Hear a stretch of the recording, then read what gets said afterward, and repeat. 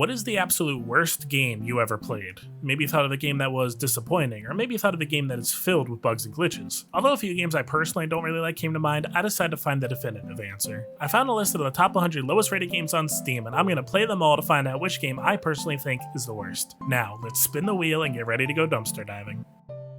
Empire of Sin? Okay, let's get right into it. Whenever I spin the wheel for dumpster diving, I never really know what I'm gonna get. Sometimes I get a game like Ampersand where I spend a couple bucks, play for an hour, and then that's it. Video over. Today is not one of those days. Welcome to Empire of Sin. It costs at least $40 and was published by Paradox, so you know this game is gonna take a while. The gist of the game is that you're an up-and-coming gangster who wants to expand their influence until they control all the precincts in Chicago. There's a good amount of gangs you can choose. Granted, not as many choices as you might get in other strategy games like Civilization, but still a good amount nonetheless. I picked Angelo Jenna solely because I love characters that throw knives and began building my legacy. In order to succeed in Empire of Sin, you're going to need a lot of money and a lot of territory. Since we start the game pretty much homeless, our first goal is to take some buildings from another game. Hey, Editor Gito here. For some reason in this video I'll constantly say district, but districts aren't a thing in this game. In Empire of Sin, a group of buildings are called a precinct, and a group of precincts are called a neighborhood. If you want to gain territory, you have to ransack all the different buildings in a precinct before you find out which one is the base of operations called a safe house. Once you take over the safe house, you get control of the precinct, and once you take enough precincts, you gain control of the neighborhood. So whenever you hear me say the word district from here on out, I actually mean to say precinct instead. Alright, back to stupid past Gito.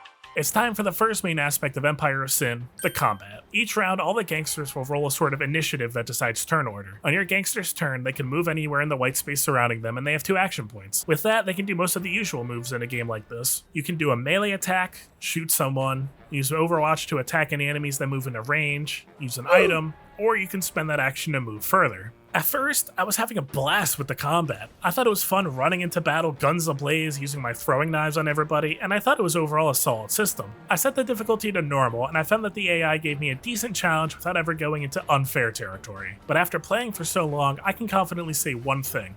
The combat gets really old really quickly. Take a look at this map. At this point in the game, I have 39 districts if I counted correctly. Now, assuming that on average I had to take down 3 buildings before I found and took down the safe house, which is really a low ball, that means that I did 156 battles. And that doesn't even take into account all the times that enemies will try to fight you in the middle of the street. I love turn-based combat, but doing 150 battles starts to wear a bit on you, especially when they constantly happen back to back to back. And it doesn't help that near the end of the game, I was making so much money that I was able to hire the best gangsters with the best weapons, which meant that most battles were over before my opponents even got a turn. And it's not like there were a whole bunch of unique abilities for my team. There wasn't really a way to interact with the environment. Each fight just felt stale. There is one solution to this, however, the auto battle. You see, each time you fight, you can instead fast forward to the end of the battle. Sometimes you win and barely take any damage, sometimes your character is killed and you get an instant game over. They tried to make this somewhat balanced by having the encounter skewed in the enemy's favor, or at least I think so, since I don't know in what world a 7-on-1 is only a 93% chance at victory, but they forgot one key part.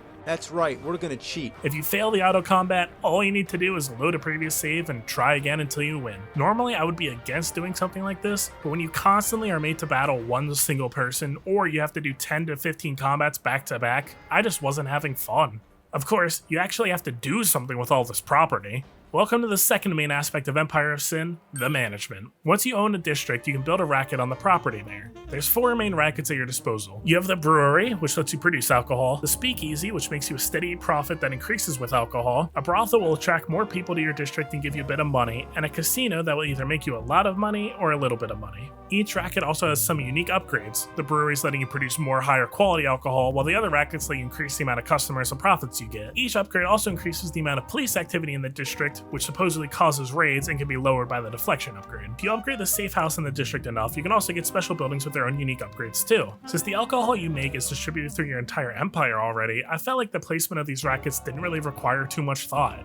There's one other quote-unquote major aspect of the game, and that's in the quests. At first, you start the game and you get these quests every other minute. Some are small and quick, like an undercover cop trying to see if you sell alcohol, but there's also story missions that tie into your own characters' lives, like when you have to intimidate this cop to gain access to a witness to your brother's crimes. And at this point, it feels awesome. The world feels lively, and you have to sometimes enter dangerous battles or make tough decisions if you want to survive. But after a while, all the quests stopped, and I was just bored since the only thing standing between me and the victory screen was a whole lot of battles. Aside from that, there's a couple other random aspects of the game that are pretty cool. Each character has tons of traits that give them slight boosts to battle. Each gangster likes and hates other ones, so you can't really have two enemy gangsters on the same team at once. You can have a sit down with the other gang leaders to try to negotiate with them. You can try to plant moles in other gangs, but I tried this several times, and not only does it take forever, but every single time my mole is found and killed. Yes, thanks for wasting 3 months of my life. If you have enough money and you did enough for a gang leader, you can flat out buy a gang and own all their property. But all of that just doesn't seem worth it with how